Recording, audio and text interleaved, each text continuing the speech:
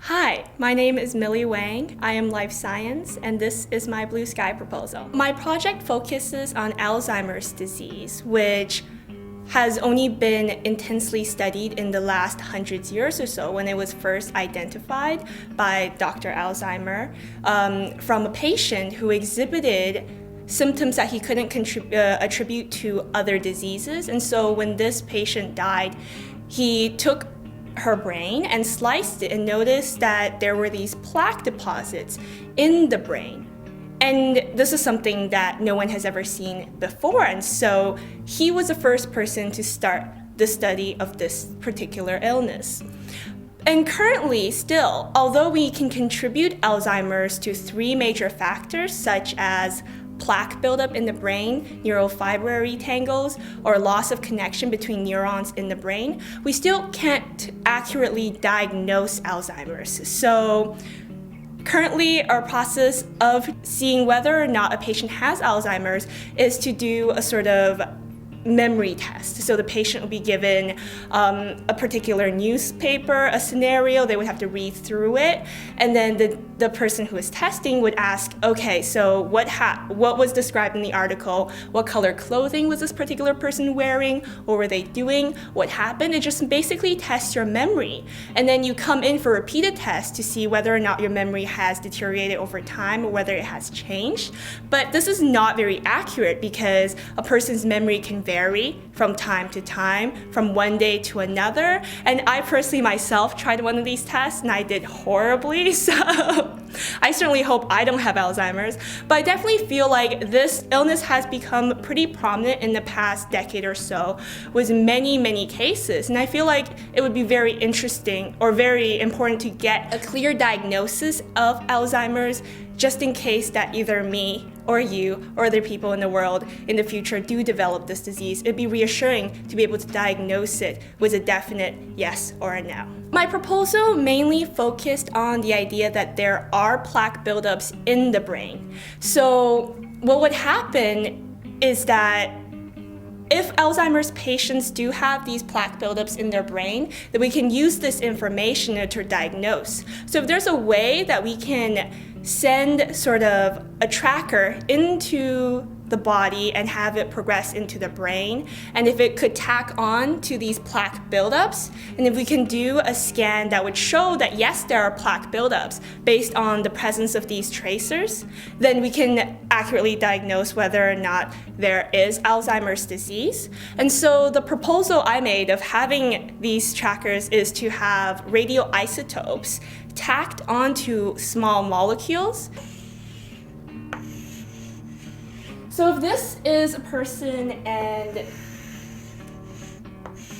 this is a brain, let me draw some brain wrinkles. In the brain of a patient with Alzheimer's, there's the presence of plaque deposits.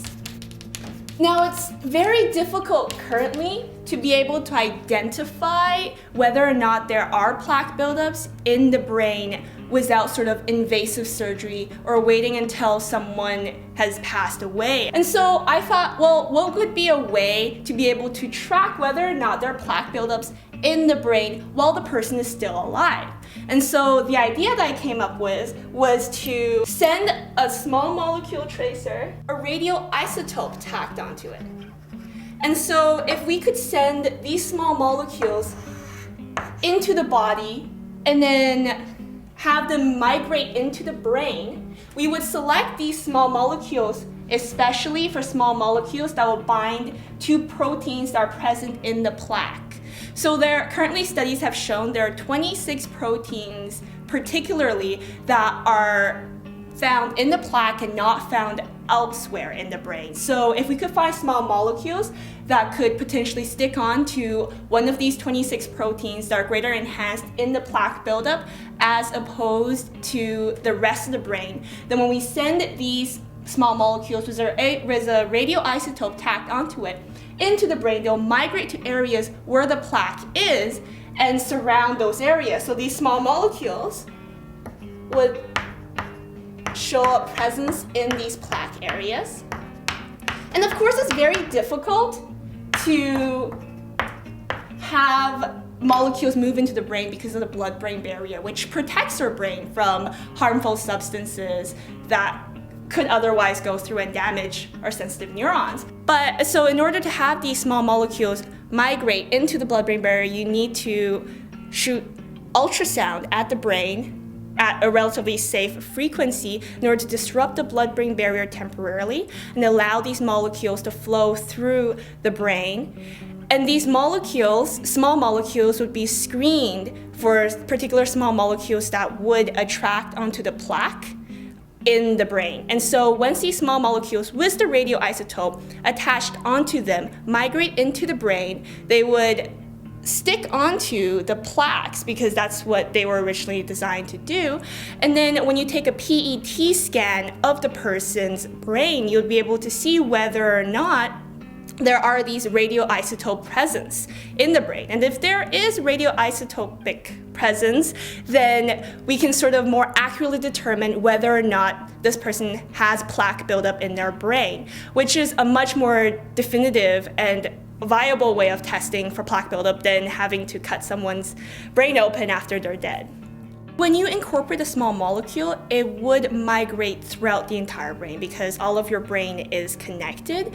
Definitely you want to aim at a location that's very close to where the plaque buildup is, but if you do look at the brain of patients with Alzheimer's, there is plaque buildup throughout different sections of the brain. And if you allow the small molecule to migrate through various sections, because the plaque buildups may not be very big, it's always good to have sort of a lot more indicators in the brain in order for the PET scan to show that there is a difference in the pixel lightness. If you do a computer program and sort of you have a control of how bright the pixels should be in a normal brain, and then you take a scan of a person who you think could potentially have Alzheimer's and therefore plaque in their brain, you do a PET scan and then you compare the pixel brightness. If there is significantly higher pixel brightness in the PET scan of a person who you think potentially has Alzheimer's, then it's an indicator that the